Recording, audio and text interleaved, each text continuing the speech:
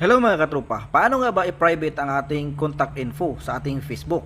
So may nagtanong kasi sa akin kung paano i-private ang kaniyang cellphone number sa Facebook. So napaka-basic lang ito mga katropa, pero ituturo natin kung paano sa mga hindi pa na alam. Unang-una, open nyo lang ang Facebook account, click nyo itong profile, tapos dito mga katropa, scroll down nyo lang, hanapin nyo lang itong see your about info. Click natin. Tapos dito mga katropa, scroll down lang natin. Hanapin natin itong contact info. Okay? So dito sa ating cellphone number mga katropa, naka-public. Kapag may mag-stock sa ating Facebook profile, ay makikita nila ang ating contact info. Tulad ng email at cellphone number. So dito mga katropa, i-private natin. Click natin itong parang pencil.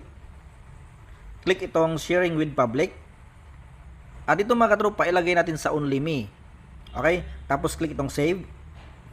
Tapos itong ating email mga katropa, click natin itong parang lapis. Click itong sharing with. Tapos ilagay natin sa only me. Tapos ngayon save. Para kung may mag-stock sa inyong Facebook profile ay wala silang makikita ang contact info tulad ng cellphone number at email.